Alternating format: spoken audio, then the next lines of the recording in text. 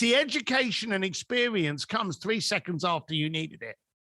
And you've just got to be prepared to constantly desire. I could avoid pitfalls and I could avoid mistakes if I didn't try. But there's a buddy of mine, Joe Polish, very dysfunctional, weird guy. But he said to me, the definition of hell is to meet the man or woman that you could have been.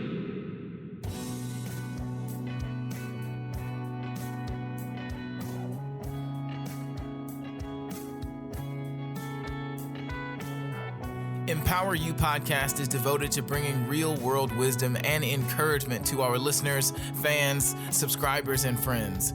We talk about a multitude of life principles and the process from an economic, societal, and cultural perspective. We believe that in tough conversations and shared wisdom, we can pave the path and leave a ladder for the future. So subscribe to our channel, rate, review, and let us empower you. What's up, friends? If you're anything like me, you realize that eating healthy meals supercharges your productivity and gives you a clear mind so that you can solve more problems at work or in your business. Smile More Meal Prep Service lets you choose from a variety of healthy food options that will fit your dietary needs while putting a smile on your face, so you can stop stressing about eating healthy throughout the week and buying lunches, because Smile More Meal Prep has got your back. And if you use the promo code EMPOWER, you'll receive 15% off your order. So click the link in the show notes, order your healthy, delicious meals, relax, and smile more. Welcome to Empower You podcast. My name is Kid Boy Cooper, and I am so glad that you are here. Today, we're going to be speaking about a topic that I think is really, really important and that we sometimes can overlook. And it's called the curse of knowledge. This is the idea that we understand something or have some perspective on something that's uniquely different or specialized based off of something that's going on or some expertise that you have. And so you're not explaining things well, and therefore you can't help other people, right? And so joining us on this topic is a gentleman who is epic in so many ways, but I'm going to let him tell you a little bit about that. Joining us is author Steve Sims, who is the author of Bluefishing, The Art of Making Things Happen. And I'm really excited to hear his perspective on how to break down, how to eliminate and overcome the curse of knowledge. So, Steve, thank you so much for being here. How you doing, man? It's a pleasure to be here. Thanks for having me. Awesome. Thank you so much for being here. So just to get us started, can you tell us a little bit about yourself, some of the things that you want somebody to know if they don't know anything else about you? Well, the easiest thing to learn about me very quickly is I'm obnoxious and I'm not actually very good with people. But I'm a typical entrepreneur. I grew up with no money and I wanted money, thinking money was the fountain of all success. And I grew up trying to find out how to make money, then how to create impact and how to become successful. And through doing it, I ended up launching a concierge firm.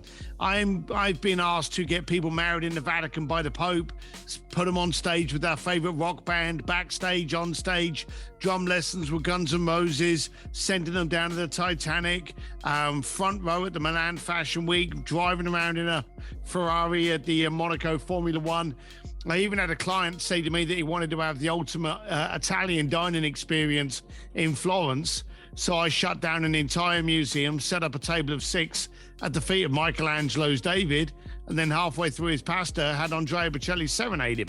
So Forbes called me the real life Wizard of Oz, but it was all a Trojan horse. It was all an excuse for me to get to interview some of the richest, most powerful people in the planet.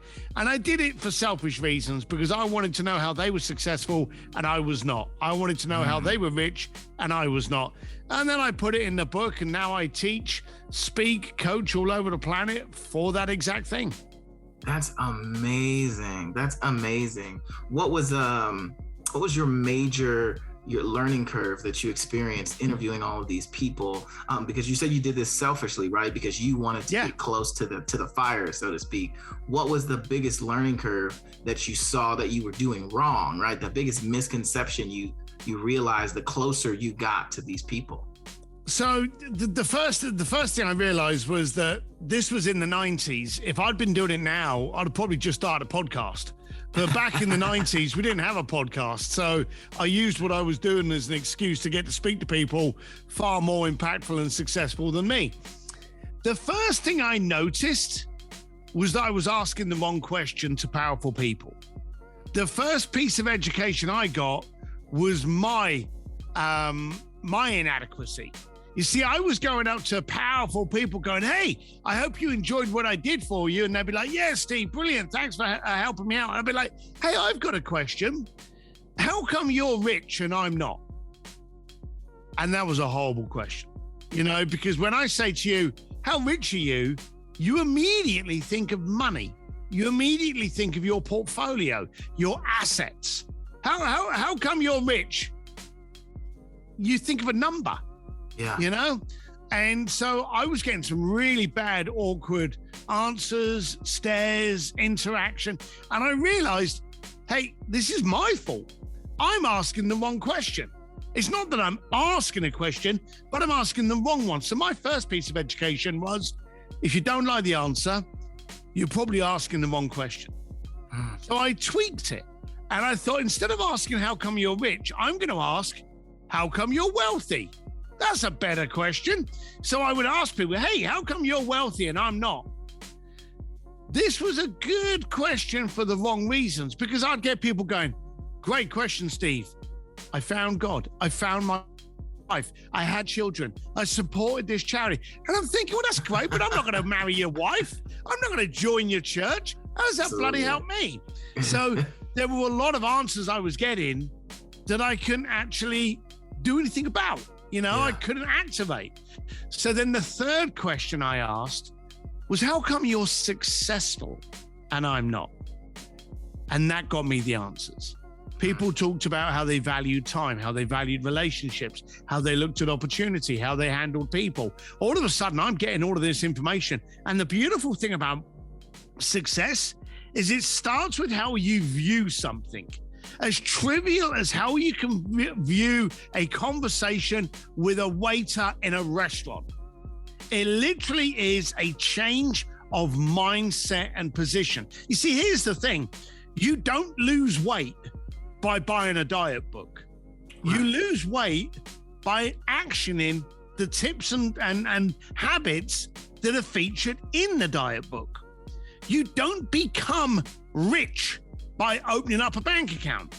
You become rich, and it's a byproduct only of adapting and working a successful mindset. So I realized the second I changed my mind, and I would literally be in the meeting and go, that's good. That's how I'm thinking. And I would walk out of the door with a changed mindset, and I would suddenly start looking at things. And I'll give you a metaphor. Have you ever had a guy or a girl come up to you and show you their new jacket or their new car or their new handbag, and it's a color that you've never seen before? Your buddy comes up and goes, hey, look at my car, and it's green. And you go, I have never seen a car that bloody ugly before. I have never seen that color green before. And here's the funny thing. The following day on the road, what's the only color you get to see? It's everywhere, isn't it? Yeah. It's like when you're listening to the radio and a tune comes on, you go, damn, I like that. And then the following day on the radio, that's the only bloody tune they play all day. And by the end of the day, you hate it because you've heard it 4 million times. When your mind gets opened to recognize and receive things, that's the only thing it can see. So when you train your mind to see opportunity, it's the only thing it can see. I'm sorry for ranting, but I will shout this out. I do a podcast, The Art of Making Things Happen. And I said that I wanted to kind of look at people's mindset during COVID. How has it actioned, or how has it affected the majority of us? And I wondered, we've had a time where people literally could not do business. You could not leave your house. You could not communicate with someone other than via a digital platform. We had a lot of hurdles put in front of us to do business. We didn't have them in 2018. We didn't have them in 2017. But 19, 20, and 21, we had a lot of hurdles, a lot of ways for us to be able to cry baby that we didn't make the money we wanted. Okay? Here's a stunning fact for you. There were 2,251 new millionaires in the 1 year during COVID of 2019 and 2020. Over 2 million new millionaires. Wow. These people turned around and went, hang on a minute, there's an opportunity in this.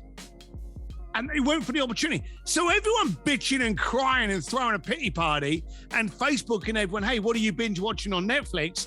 There were 2.2 million people out there going, I'm going to become a millionaire. They weren't a millionaire before. I'm talking about first timers, brand new millionaires. 2.251. If they can make money, why can't you? It's all about like the way that you view things. I think that was such a great analogy because, you know, the right information changes the way you process everything. Everything. You know? And that's really, really, really good. Oh my goodness. And that's what I endeavor to do, even with this podcast, is put the right information in front of listeners, put the right people in front of listeners. Because once, just like you said, once you have the right question, or you even have the right language to get the question, right? Because you talked about changing your question several times. Even that's a process of learning what the right question is, like a Rubik's Cube, you know what I mean? Like, what's the right question to ask to really get the answers that I'm looking for? So all of that is just super, super great. Oh, that's amazing. So what's your biggest, what's been one of your biggest aha moments outside of, so now like you've got the question, right? I have the question, I have the framework, and now I know that success has to happen within, right? And I have to keep executing, and then it happens without, right? It happens on the outside. What was the moment where you were like, oh wait, I think that's success coming up. I think this is the seeds of what I've been planting are starting to grow now. Like, what was that moment like? You get the aha moments constantly. And 9 times out of 10, they're not the big things. They're not the kind of you get off a phone call and you land $1 million deal. Right. You know, okay. it can be as simple as being able to have the conversation with someone that you want to have a conversation with. You know, actually being able to be considered for something. You may not even get the deal, but you may have been considered within the top 3 that you go, all right, I'm big enough now that I'm in the running. You know, I'm on there. I'm close enough. So it's these little aha moments that go across, and I'm constantly having them, and I'm constantly trying to get them. You see, people think success is the end. Success is the beginning. Success is something that you achieve and then you optimize and you opportunize. Success is when you go, okay, I now know a little bit of the game. Let's see how well I can play it. Now I'm 55 years old. I'm living here up in the hills of Los Angeles. I'm comfortable. If I want to stop working now, I can. But how terrible would that be? How horrible would it be for me to wake up tomorrow and not have a purpose to get up? You see, I train, I coach, I speak at events all over the planet to get people out of the way of themselves to do more. You see, I love creative disruptors. I like people that refuse to be dictated about how they should feel. The news is 1 hour of shit every single day. This person's died. This is a new variant. The world's going into a recession. Have you noticed how the news consists of 58 minutes of doom and gloom, and then at the end of it, they show you a little boy that was given a free bicycle by a secret Santa. And we're all supposed to feel, wow, the world's excellent. For 58 minutes, you've just told us we're fucked, but we're supposed to feel great now because of that 2 minute of glory. That's how the world leads. I refuse to be dictated about how much doom and gloom's in here. I look out and I want to find the great. I want to meet people like you that are pissed off enough to do a podcast to get to have other people show them, hey, this is possible. The only one that's making it not possible is you. And so the aha moments go every time I'll do an interview and I'll get an email going, hey, I changed everything because of that one word, or I read this and then I actioned that, or I learned from you, a bricklayer from London that's now doing this with Elon Musk, that hell, if you can do it, Steve, I can do it. Yeah. And that's what's my aha moments. Every time I get somebody to just shut up and start doing, that gives me another aha. Right. That it was all worth it. So You talked about a little bit about your background and your humble beginnings. I want to ask you to tell me some more about that. Like, what was your mindset like as coming up, as a young adult? Because for me, like, I'm from Gary, Indiana, right? I'm not sure if you know where that's from.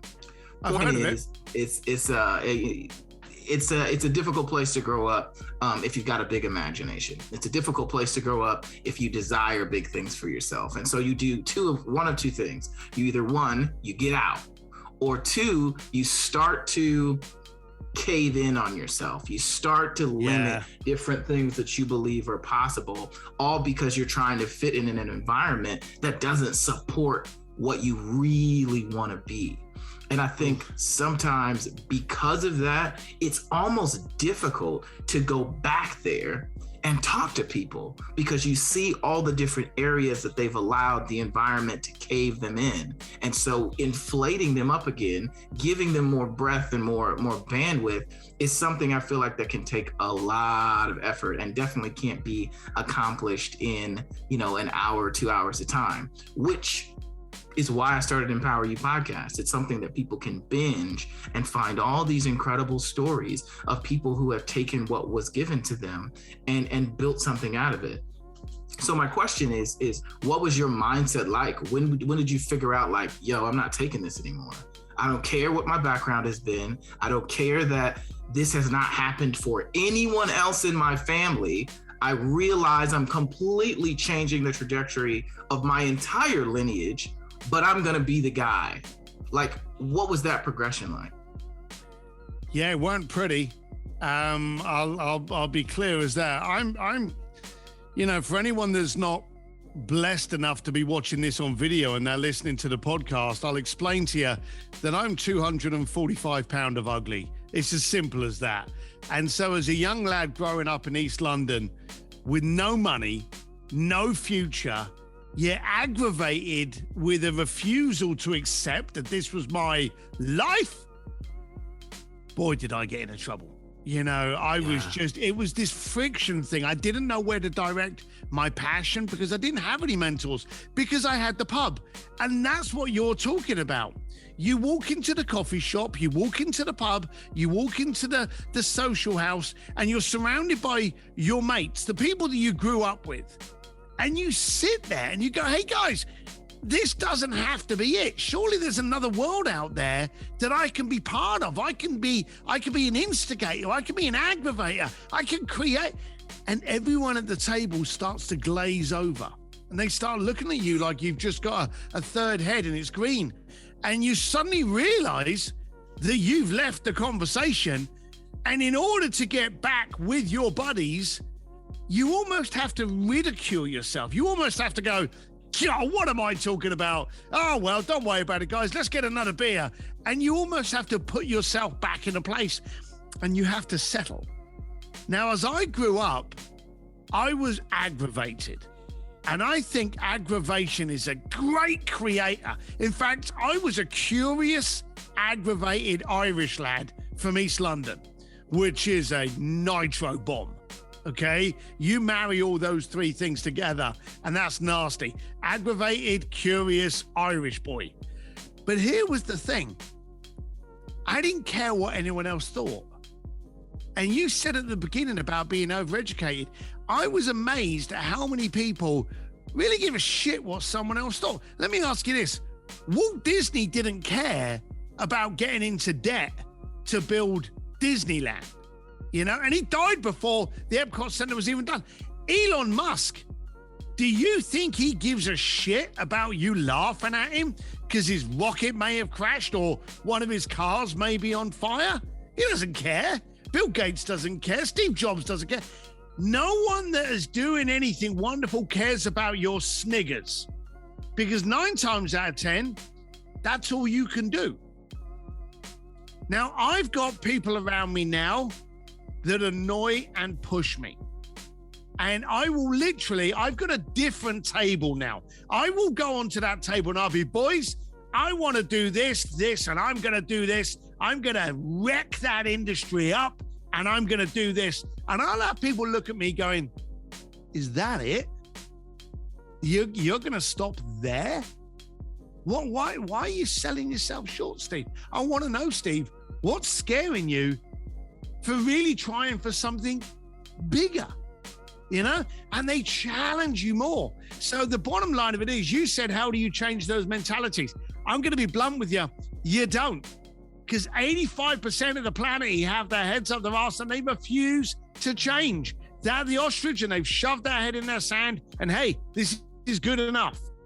But it ain't good enough for me. And it ain't good enough for you. And it ain't good enough for anyone else listening on this. And you've got to realize that you've got to change the room you are in. And you can do that virtually. If you are in Gary, Indiana now, and you're in a shitty neighborhood, hey, haven't been in Indiana, so I'm not pissing on Indiana, but I've been in a shitty neighborhood. I know what shitty neighborhoods are like, but you can plug into my boy's podcast here. Yeah. And you can binge other people's mentality who openly says, it doesn't have to be that way. You don't have to stay there. And all those people keeping you down with that negativity, are never going to be anything for you to worry about. I have, from my homeland, I'll give him a shout out, Colin. I got one person from my childhood that I stay in communication with. I'll be blunt. He's not as rich as me, but he's just as wealthy. He's funny as hell. He keeps me in check, pulls me about, and he can relate to me. But the other people, I lost them years ago. And you end up, the more successful you get, you end up getting haters. You end up getting that. And that's a terrible thing, but hey, it comes with the territory. Yeah, that's so good. You said you can binge other people's mentality. That's huge. That's a bar, Steve. Like, binging other people's mentality. That's the beauty of podcasts, right? Is you get to choose who you want to be, find a group of them all talking about why they are how they are, and you just go down the rabbit hole and you stay there. And that's just incredible, man. What for you, like, you've become so knowledgeable, right? Because you've changed the rooms that you're in. What would you say are some of your big blind spots that you're still working on, you're still modifying? Oh, wow. The trouble is with a blind spot is you don't see it until it smacks you in your face. You don't realize how bad you are at keeping your guard up until you get a punch on the nose. So I don't know what I'm bad at the moment until tomorrow it kicks me in the ass. And then I will get that education. Yeah. But here's the thing. I'm okay with that. You see, I don't mind getting a slap in the face. You don't know how good a fighter you are until you get into a fight. The fact that so many times during my life, I've got things wrong. I did a contract with a big Hollywood event once, and the contract was absolutely brilliant. I was supposed to make about $100,000 out of it, which was good money for me at the time. I ended up making $250,000 out of it. Okay. I was like, damn, I'm going to do this every year until the contract run out at the end of 1 year. And I spoke about the contract that I had, and they had something in the contract that I had not paid attention to that said I was not allowed to mention it. And I got sued 3 $500,000. I was minus 50 grand. Now, that's a bad day. That's a bad day. That's a bad day. But you know something? Every time I got a contract after that day, I read it twice, read it 3 times, adapted it, edited it to benefit me. Never has that situation ever arisen again. So the bad shit you get is the education you need to never see it come again. Now, I got a really bad lesson. I got an MBA doctorate, Harvard degree on how to read contracts that damn near bankrupted me, okay?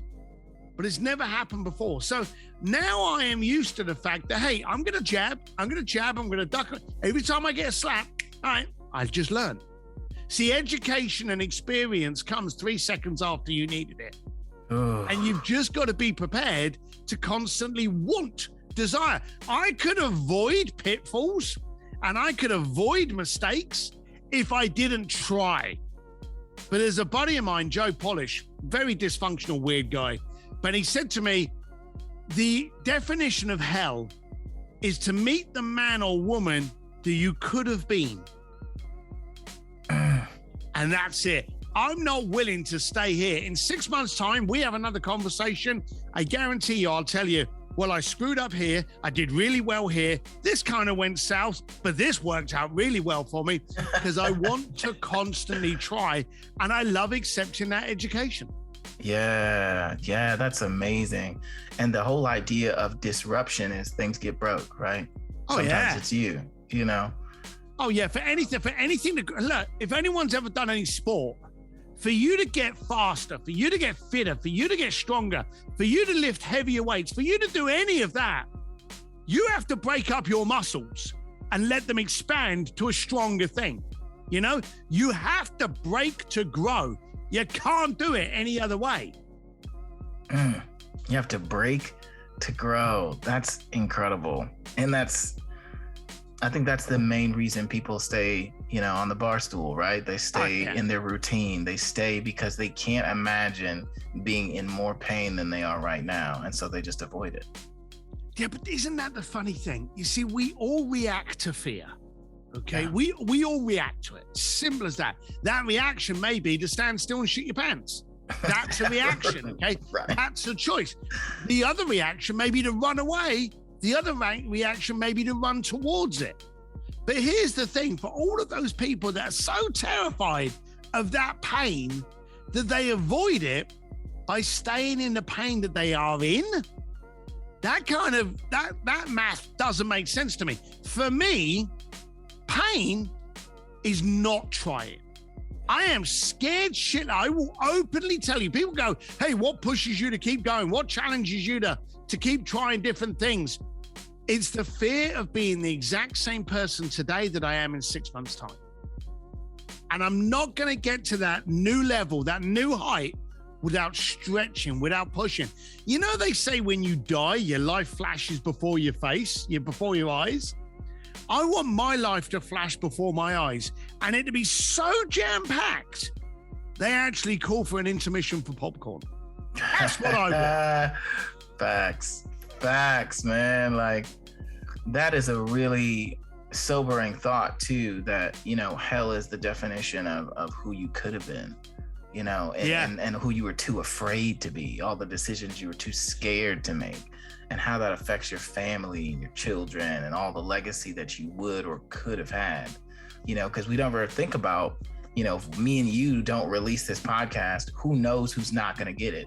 And then they're going to experience whatever. And it doesn't make it our job to save anyone, but it is our job to create the dialogue, to create the consciousness, to not be satisfied with the status quo that might be happening in your market or my market or whatever.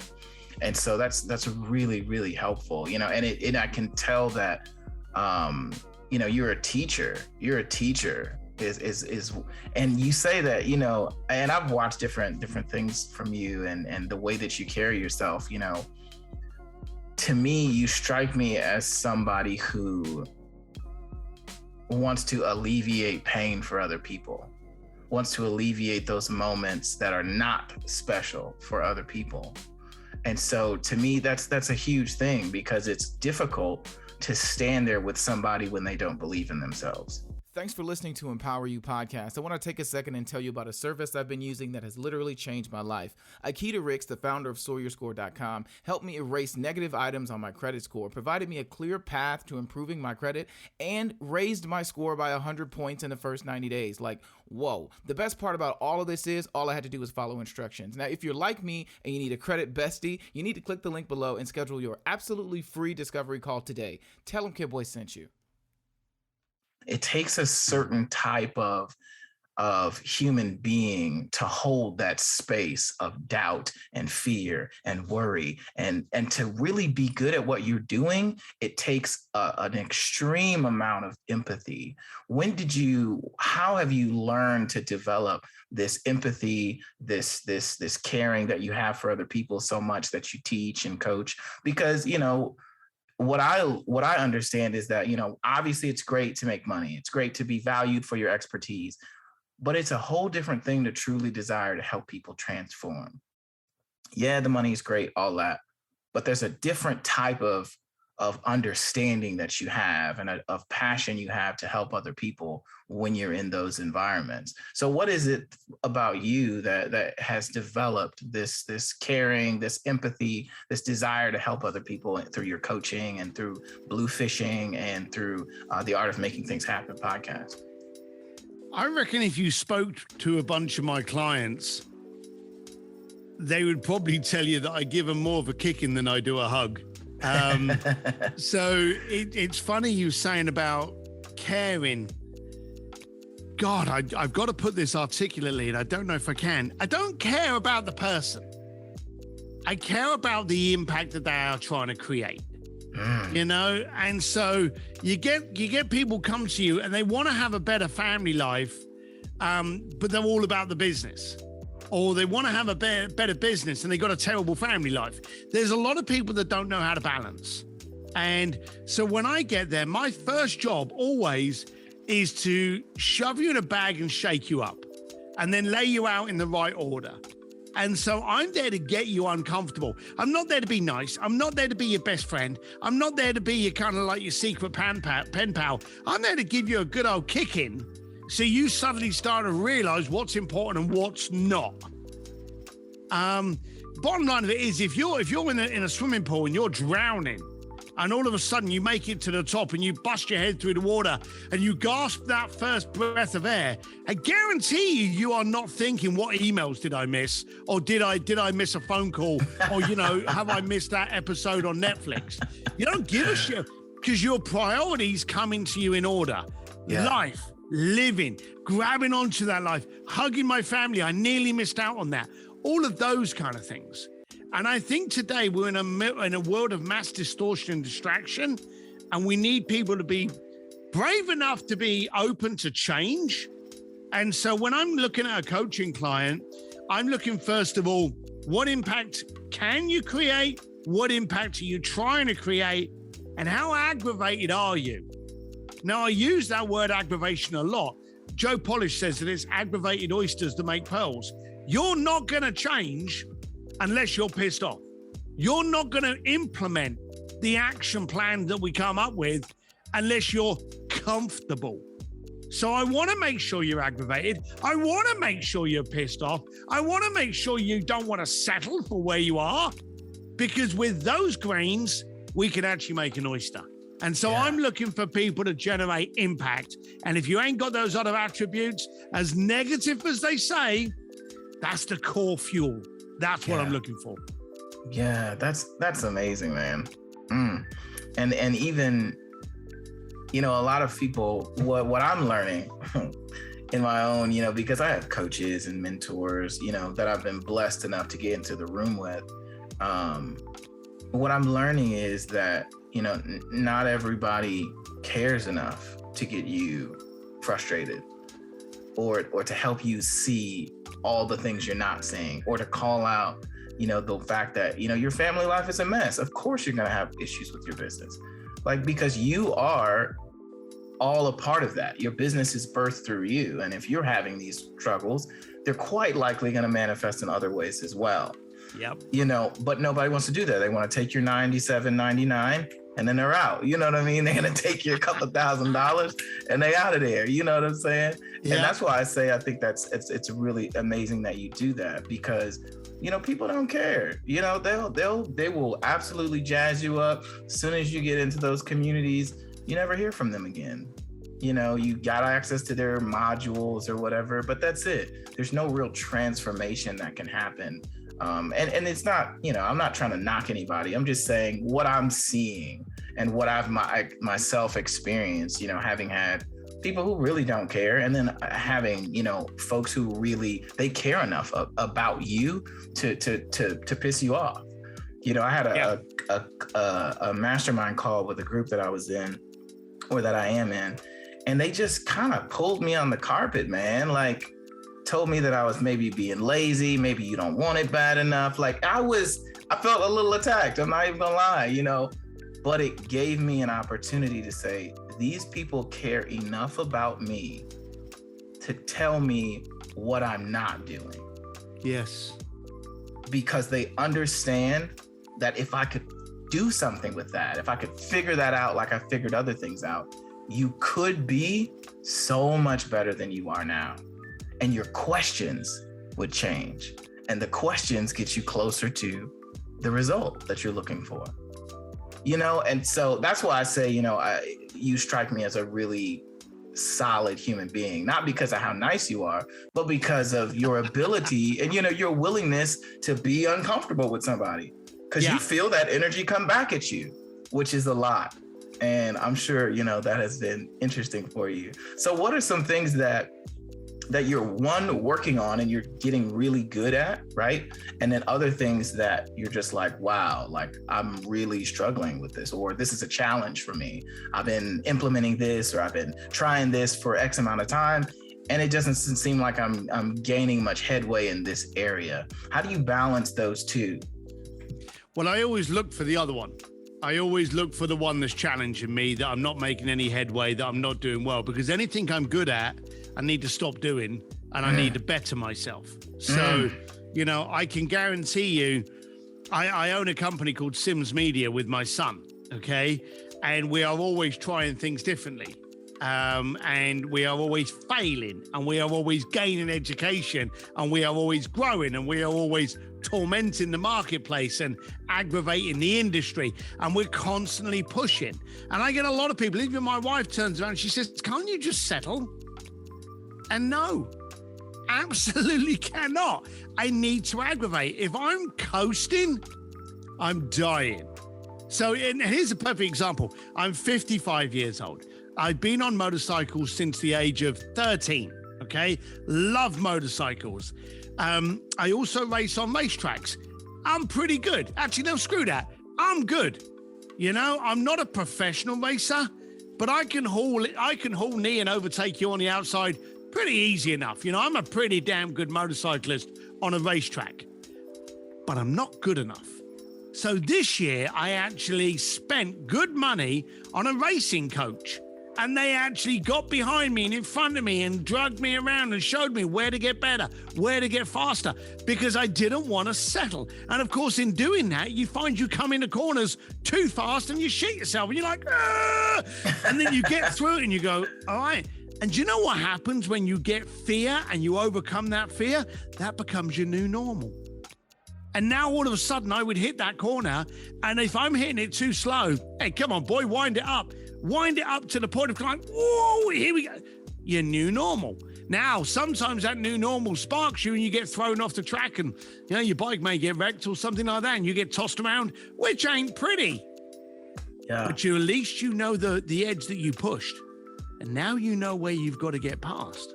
So I don't want to settle. I want to be better at marketing. I want to be better at branding. I want to be better at motorcycling. I want to be a better father. I constantly want to push. Don't look at the challenging, it's not going my way as a bad thing. See that as an indicator that you're not willing to sell until you've got to your new normal. Yeah. Wow, man. That is That's a lot. That spoke to me and just some things I've been thinking about as far as like where I can push myself. You know, I'm in an environment right now where I feel like I've hit a ceiling with the stuff that I'm doing, you know, because I obviously I do this podcast, but also I'm a podcast coach too for businesses, which, you know, I'm doing different things, haven't been done in the city. All that stuff sounds great, except the fact that certain things, they're not scary to me anymore. I don't feel challenged. I don't feel like that's really scary anymore. I feel like the only one in the room roaring, so to speak. And that feels weird. If you're not being, okay, let's pick on you. Okay? All right. You said you're not feeling challenged. Yeah. That's a passive reaction. That's you sat there going, I'm not being challenged. You've got to challenge you. You've got to be proactive. You've got to look at everything you're doing. How many subscribers are you getting? What marketplaces are you handling? What conversations are you having? And what do you need to discuss that's going to move the needle? What do you need to do that's going to disrupt people, aggravate people, get them talking about you? You see, not feeling challenged, that's a passive receptive. Hey, I'm here. You know, the classic line of Nirvana, here I am now, entertain me. You know, it's going, hey, I've shown up, you do the rest. Fuck that. You've got to be the one that wakes up one day and says, all right, I'm not comfortable where I am. I'm not happy where I am. I'm not going to settle where I am. What have I got to do something about it? And you've got to be the instigator. You've got to be the aggravator. That's amazing. And yes, absolutely. There are definitely areas that I can agitate more for sure. And so that's part of my plan for 2020. You know, I took a trip and I just been ruminating on some things and doing a lot of stuff. One of my mentors always talks about having thinking time, and where you just shut everything off and you just think uninterrupted for, you know, several minutes and write things down. And so I've been doing some of those thinking time prompts, and I'm going to add that one to it. What can I do to disrupt the industry that I'm in? What can I do to disrupt the market that I'm in with my podcast, with my coaching? What would bother the most people or get the most people uncomfortable? You know, I love that. That's amazing. I appreciate that for sure. That's some free coaching, y'all. What can you do to disrupt your market? There you go. It's not free. I'll send you an invoice. All right. I appreciate that. So you've done a lot of really awesome stuff, right? You've created incredible experiences. You've been able to generate amazing income. You've pulled yourself up from circumstances that most people would have written you off about. And you also help other people, you know, with your coaching service and your coaching clients. What is the next big wave that you see based off all this data, based off all the environments and the tables that you've been at? What do you think the next big hurdle is for entrepreneurs and coaches in the coming year? Not so much a hurdle, but a discovery. I think for many years, we've had a lot of people making a lot of money off of looking good with no substance. Ooh. The amount of coaches that are actually leaning up against cars they don't own, or the classic, look at me, I'm on a private jet. It just hasn't left the runway. You know, all that kind of bullshit that a lot of people have bought into and subscribed to their $49.99 courses on it. I think today, a lot of people are now quizzical. A lot of people have been lied to. You know, in COVID, we've had some great conversations. Fake news, politics, Black Lives Matter, Asian hate, Me Too campaigns. There's a lot of conversations that have got people asking questions. Mm-hmm. And that's creating a habit in us that we shouldn't accept what we've been fed. We should ask questions. And that's now down into your education. If you're going to buy a course, if you're going to listen to a podcast, if you're going to subscribe to someone's blog, why? What are they going to tell you that you don't already know? And how do they know it? Did they just spend money on a course and now they're selling the course to you? Or did they live it? Did they actually do it? Did they pull themselves up from Gary, Indiana and start their own podcast? Or did they buy a $49.99 course and they've digested it over 2 months and now just trying to resell you the same shit? So I think today, people are now starting to question more and more and more the source and the substance of the information that they are willing to listen and consume. And I think the credibility metrics and the credibility equity that we carry is going to be massive today. Yeah, that's incredible. If you have it, that's the key. If you have that credibility, if you're faking it, get a job in McDonald's or something, mate, because you ain't going to be around for long. Listen, that is huge. There's a lot of folks, I feel like, I was just at this retreat and they were saying how, there's a lot of pretending going on. And I only know, what I know, and I'm just like, it's just, for me, man, it just seems like a really heavy burden to bear, to go through your whole life pretending to be something that you're not. Like, that just seems like a lot, so I appreciate that. I think client success is definitely going to be the new metric, yes. Not how many followers you have, not how many, that's a really good thing too. I think. Well, until followers can actually pay my bar tab or mortgage, I don't give a shit. So I think it's the conversations we have that are important. And I think if you have a conversation with someone that's a fake, it doesn't take too many seconds to realize they're a fake. So yeah, I think it's thinning the market now. I think our tolerance isn't there anymore. A couple of years ago when the world was pretty and we never had any COVID and we could walk around stupid and ignorant, we would tolerate more because we had no other idea. But now we're being forced to look at things. How do I interact with him? How do I speak to her? How do I stand up? How do I show up? How do I show up to my kids? And what am I teaching my kids? So I think today tolerance has taught us to question more. And I think that's a damn good thing. Oh, yeah. I would have to agree with you. Listen, I have 2 more questions and then I'll let you go, man. I appreciate you so much for coming in and sharing such incredible gems with us. What was the number one thing that you want people who are listening to this podcast to take away from your journey with bluefishing, your understanding, that the metrics for success are changing and that you need to be impactful, not just popular? What is the main thing you want people to take away from? So Jay Abraham once said to me that I have a greater ICANN than an IQ. So stop thinking and start doing. That's great. Oh my goodness. Okay. The next thing is every episode, we do what's called thought exercises at the end of the show. And a thought exercise is just something that you do personally when you're either maybe having a rough day or you need to conquer that next fear, right? That conversation you have right before you do, that helps you put action to the knowledge that you already have. And we've had people leave poems or exercises or mantras.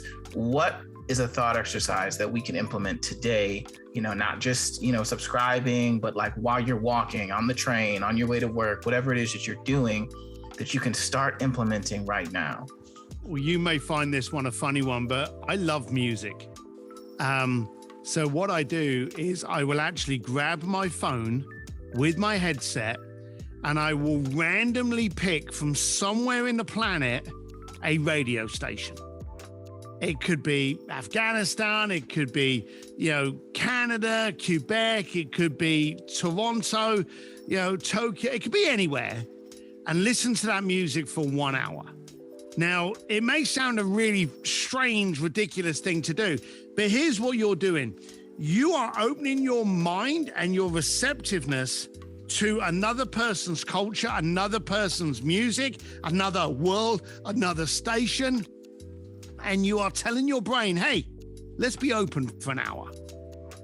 Now, I do that a lot. And the other day, I was listening to Norwegian EDM music. And this was 2:00 in the afternoon, which meant that it was way past midnight in Norway, okay? And I listened for 1 hour to Norwegian electronic dance music. Now, I can tell you, because I listened to it for 1 hour, it's the biggest turd shit you've ever heard in your life. But I told my mind that we're going to be open for an hour.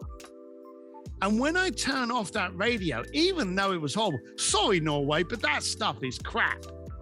But when I turned off that radio, my mind had already been trained that, hey, we were going to be open to something new. And so even though I was down, even though I was slightly restrictive, even though I was kind of like a little bit cautious about what I was getting into, I just had a workout of my mind and was now open to new surroundings, thoughts, process, and I had opened up my mind to new opportunity. The funny thing is, the rest of the afternoon just flows by because I had already opened up the gates of being open. That is a really, really, really good thought exercise because it goes back to what you said. Yeah, it's free. And it goes back to what you said about being able to binge other people's mentalities and that ability you have to mentally expand, and you don't even have, and that's the power of technology, right? You can mentally expand and you don't have to do anything except make a decision. Yeah. You know, that's incredible, man. I'm definitely gonna have to try that. I don't know about that EDM, man. I'm gonna work up to it. Yeah, no, that stuff was horrible. It was horrific. It was painful, but I stood with it for an hour. I did watch that clock very tightly for going, oh my God, when's this? And it was halfway through a tune when I managed to turn it off. But hey, I tried. And when you try, you open. That's amazing. When you try, you open. That's a bar. That's another one, man. That's a hashtagable a little phrase there, man. I appreciate you so much for coming on here, Steve. I really, really appreciate it. This has been incredible. I can't wait to share this with everybody in the Empower You podcast audience. And I'll definitely send you all the clips and everything. How can people find you, get on your email list, get in contact with you for folks who are just like, nah, man, I need to listen to this podcast. I need to read Bluefishing. I need to get more of what he's talking about. How do we get a hold of you? It's very easy. I'm at Steve D. Sims. That's D for dash in, and there's only one M in Sims. So Steve D. Sims everywhere. SteveDSims.com. Steve D. Sims on Facebook, Instagram, Twitter, anywhere. Steve D. Sims. I love it. And we will have links to Steve Sims on the show notes, and you guys can go ahead and like him, follow him, leave us a comment, and tell us how you like this episode. And we really appreciate you all for listening. Steve, again, man, fantastic. Thank you so much, brother. Cheers, pal. Bye. All righty. Bye. Thanks for listening to Empower You Podcast. Don't forget to rate and review this episode because we would love to hear your takeaways from this discussion. And it helps us reach more listeners just like you. If you'd like daily audio video clips from the podcast, you can find Empower You Podcast on Facebook, Instagram, and YouTube. Thanks for listening. I'll talk to you soon.